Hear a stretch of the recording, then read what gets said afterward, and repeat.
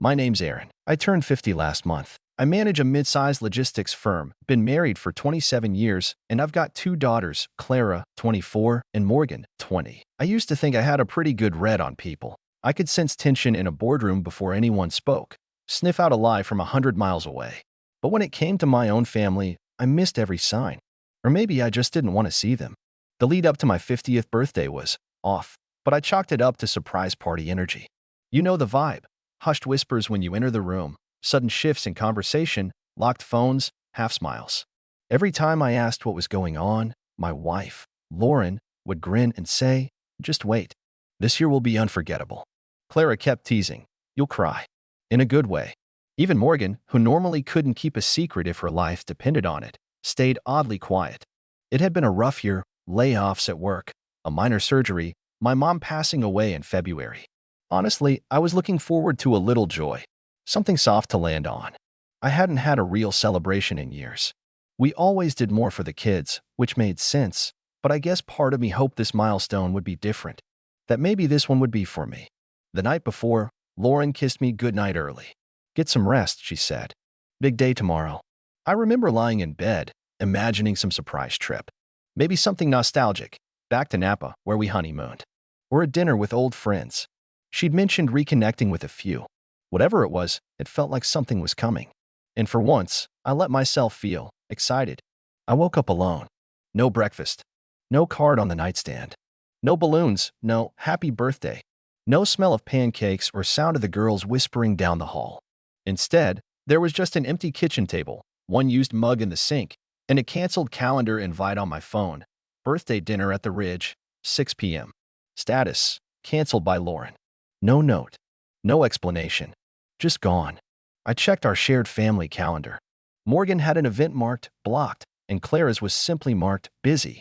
I opened our group chat. No messages. Nothing from Lauren either. Not even a happy birthday.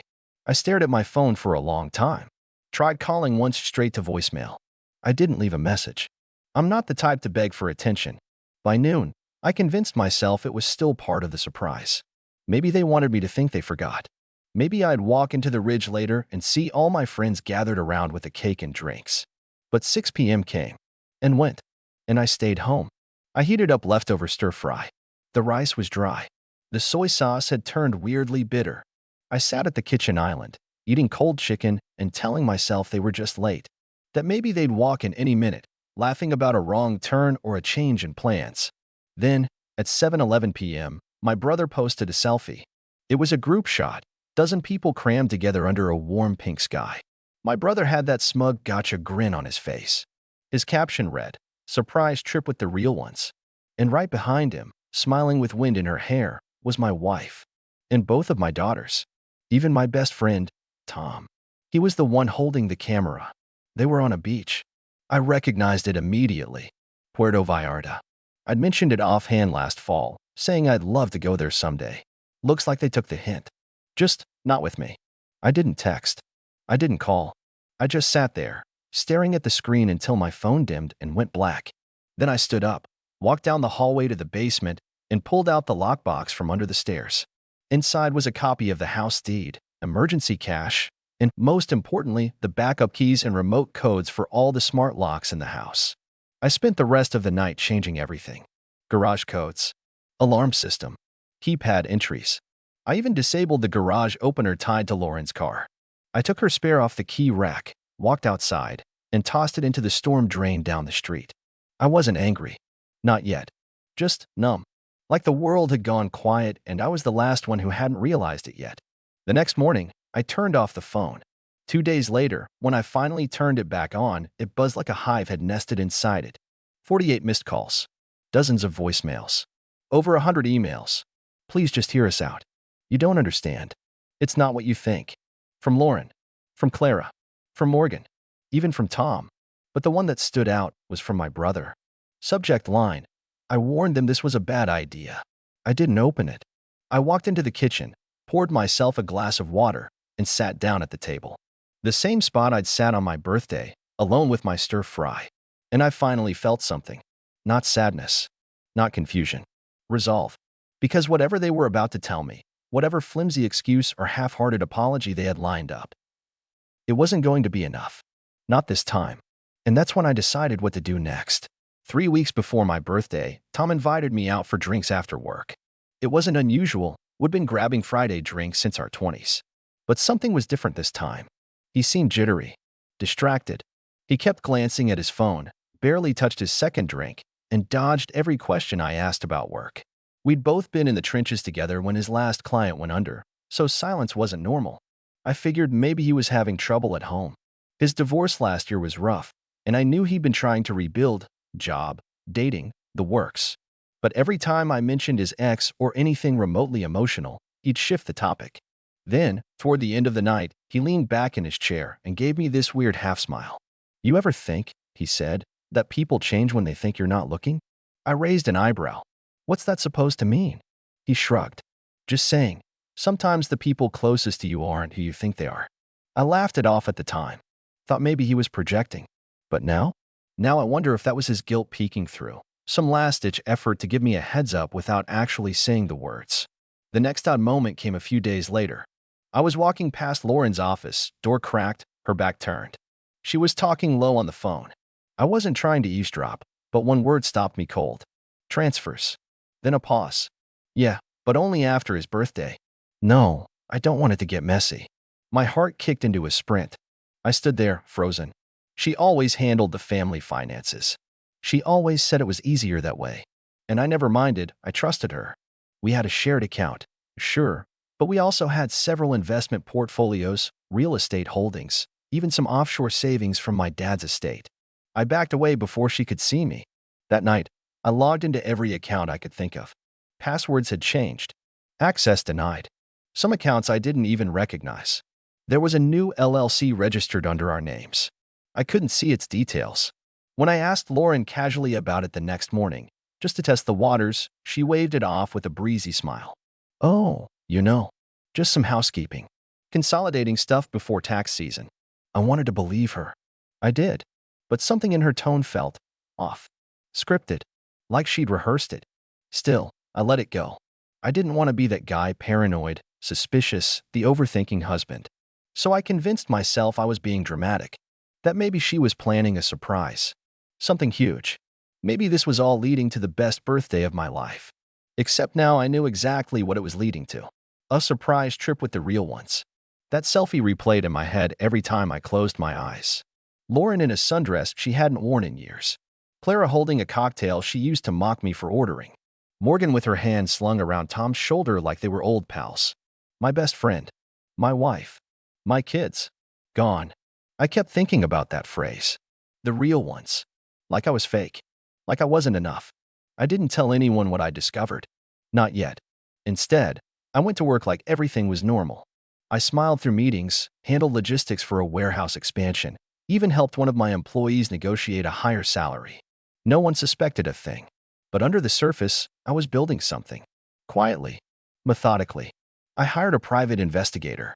Someone I'd worked with once before when a partner tried skimming off the top of a freight deal. She was good, subtle, thorough, and discreet. I gave her Lauren's name, then Tom's, then the girls. And I asked for everything. 2 days later, she sent me a zip file. I opened it on my work computer, after hours. The folder was labeled, Aaron, Family Activity. There were bank statements, screenshots, travel confirmations, meeting logs. And then there was the kicker.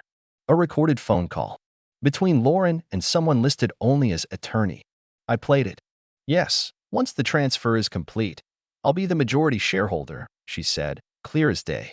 "He won't contest it. He doesn't even know what we've set up. After his birthday, it'll all be clean. The girls are on board. Tom's helping with the paperwork." My mouth went dry. This wasn't just about forgetting my birthday. This was a setup. A coup. They'd been planning this for months. Transferring ownership. Moving funds. Lining up legal protections. Building a safety net without me. And worst of all, my own children were part of it. Every late night Lauren spent catching up on work. Every time Clara giggled and said I'd cry in a good way. Every phone Lauren swiped away when I walked in. They weren't keeping a surprise party. They were keeping a secret. And here's the part that really got me, Tom. The man who stood beside me at my wedding. Who cried when Clara was born. Who I once bailed out of jail after a bar fight in college. He was helping her take everything. I sat there at my desk, heart pounding, hands trembling, but not from sadness. From clarity. I'd seen betrayal before, but never this close. Never wrapped in smiles and birthday wishes and fake warmth. They thought I was blind, that I'd go quietly. But they forgot something. This wasn't just my birthday. It was also the day I stopped trusting them, and the day I started planning my own kind of surprise, one they would never see coming. And just when I thought I had everything I needed, I received one final email. From Morgan. Subject: Dad, please don't do anything until you hear my side. And when I opened it, I learned something that changed everything. The email was short. Way too short for the magnitude of what was happening. No greeting. No emoji. Just 10 sentences. 10 carefully chosen words that rearranged my entire understanding of the last few months. Dad, I didn't know what they were doing at first. They told me it was for your retirement. Said you were tired. Said you'd thank them. I only found out the truth 2 days ago. I tried to tell Mom, but she shut me down. Clara doesn't know I'm messaging you. Please don't answer. Not yet. But don't sign anything. Check the brown box under your side of the bed. I love you. That last line, that was what cracked me. I reread it over and over. I wanted to believe her. I needed to. Morgan had always been closer to her mom, more passive, less confrontational. She didn't like drama. But she also wasn't a liar. Not with me. Still, a part of me resisted. Because if Morgan was telling the truth, that meant she was stuck in the middle of something she couldn't control. That she might have been dragged along in their mess out of fear or obligation. Or maybe, worst of all, guilt. I stood up from my desk and walked into the bedroom. The bed hadn't been made since Lauren left.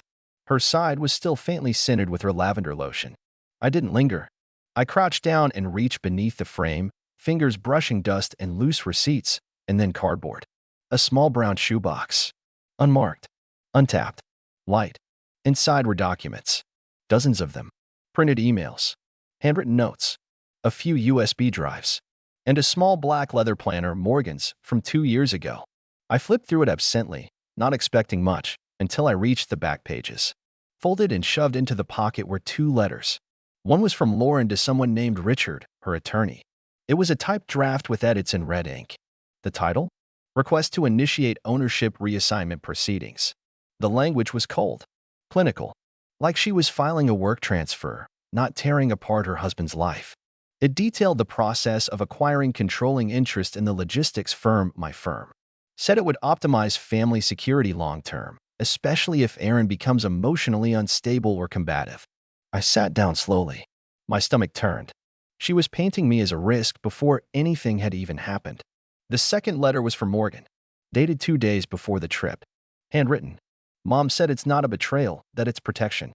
But I see how she looks when she talks about the company. It's not about protecting you. It's about power. About control. I thought she was doing it for the family, but I was wrong. She's been manipulating Clara, too. Using her job offer as leverage. And Tom? He's not just helping her with legal stuff. They've been seeing each other. I think it's been months. I tried to talk to Clara, but she wouldn't listen. I feel like I'm watching a train crash in slow motion. The last line was underlined twice. I don't know what to do, Dad, but I don't want to be part of this. I sat there for a long time, just holding that letter. My breathing felt shallow. The walls seemed smaller. It wasn't just betrayal, it was strategy. They were planning a hostile takeover of my life and dressing it up as a beach vacation. And Tom? With Lauren? That hit me like a slap. No warning. Just that one sickening sentence in Morgan's letter, and suddenly everything made sense. The distance. The tension. The way he avoided eye contact when Lauren was around. The weird timing of his divorce. It all came together. This wasn't a last-minute betrayal. This was orchestrated. But they hadn't accounted for Morgan. And they sure as hell didn't expect me to fight back. I pulled out one of the USB drives from the box and plugged it into my laptop. Inside were several folders, bank logs, email chains, LLC agreements. Morgan must have been collecting this for weeks. Maybe months. Maybe ever since she noticed the shift in Clara. Maybe since she heard Lauren say the word transfers on a call. Every document was a piece of the puzzle. Hidden accounts. New company names. Wire transfers that funneled money out of joint holdings into private ones, held only in Lauren's name. There was even an updated will draft Lauren had drawn up without my signature. And a spreadsheet titled, Asset Split, Projection Q3. Like I was a balance sheet to be optimized. I closed the laptop. walked to the window, stared out at the yard, empty and still. That's when the doorbell rang. I didn't answer it right away. I stood there for a minute, watching the shadow behind the frosted glass. Then I walked over and opened it. Standing there, clutching a small duffel bag and wearing a hoodie pulled tight over her face, was Morgan. Her eyes were red. No makeup. No smile. "Can I come in?" she asked, her voice barely above a whisper. I nodded, stepped aside. She walked past me, paused in the foyer, and looked around like she expected everything to collapse. "I didn't go," she said, turning back. "I was supposed to." I packed, got in the car. But when we hit the highway, I told them I forgot something and asked to be dropped off at campus. Said I'd Uber to the airport later. She swallowed hard. They didn't even question it. I led her into the kitchen, poured her some water.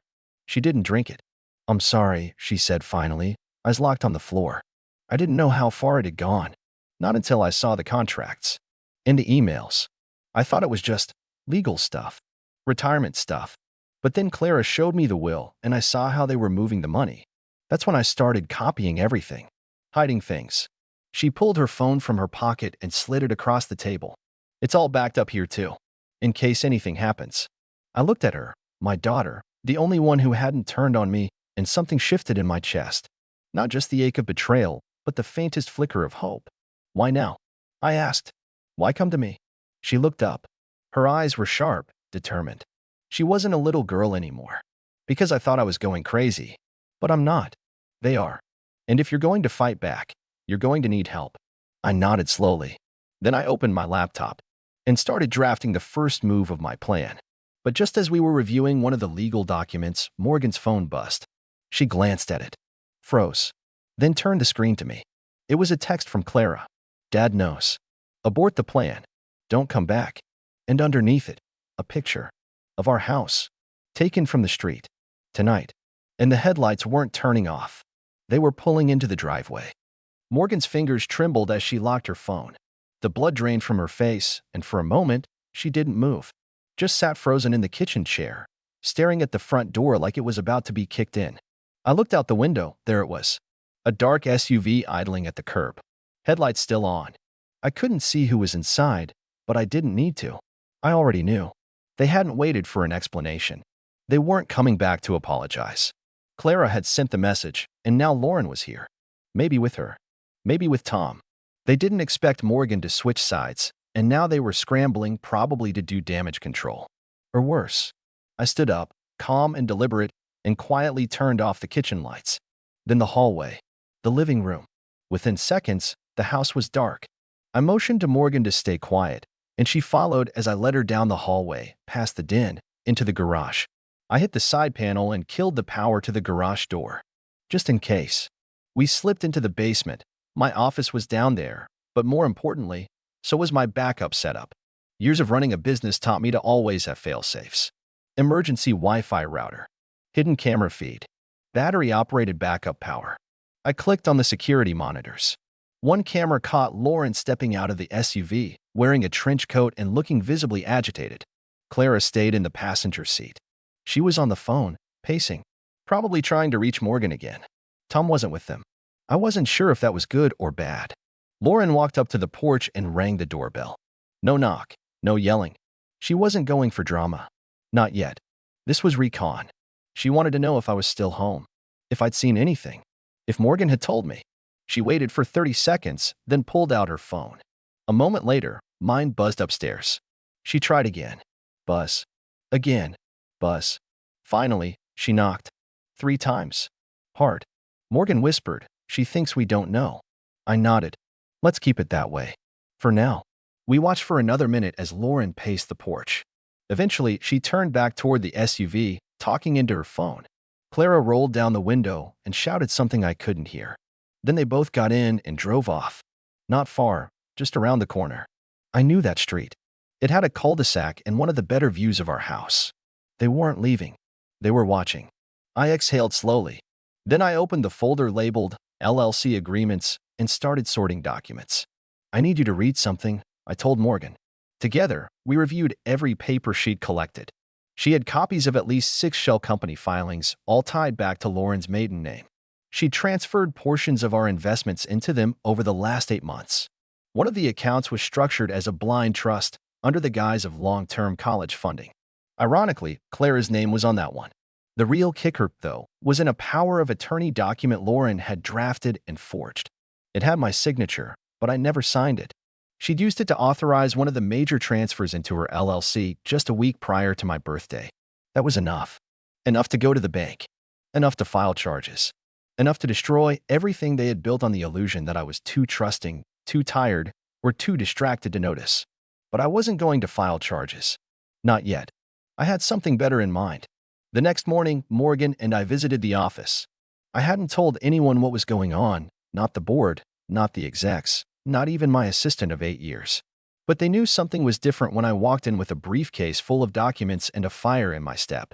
Morgan waited in the lobby while I held an emergency executive meeting. We sat around the oak table. I laid it all out.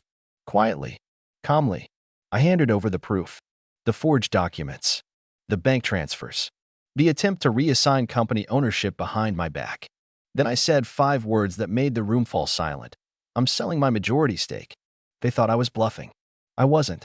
3 weeks earlier, before any of this reached the surface, I'd had a conversation with an international logistics group looking to expand into our region. I hadn't considered it seriously at the time. But now? Now I called their CEO personally. We negotiated for 8 hours straight. I structured the deal so cleanly, so thoroughly, that by the end of it, they were begging for my signature. I sold the company for nearly double its valuation. Then, with the proceeds already held in escrow, I transferred 10% of the final some 7 figures to a new trust, one with Morgan as the sole beneficiary. The rest? I froze. Every account tied to Clara and Lauren's names was shut down. The blind trust? Dissolved. The college fund? Liquidated. I even pulled the prepaid lease on Clara's downtown apartment. It was in my name anyway. They thought they were stealing from me. They didn't realize I'd already moved everything. Then came the final blow. The day after the sale, I filed for divorce. Lauren was served at her law office. In public. During lunch. Clara came home that night to find all her belongings boxed neatly on the front porch. I wasn't cruel. I didn't destroy anything. I even taped a note to the top box. You wanted independence. Now you have it. Tom? I sent him a single text. Glad you enjoyed the company. It's gone now. He didn't reply. Morgan stayed with me for a few weeks. We rebuilt things slowly. Carefully.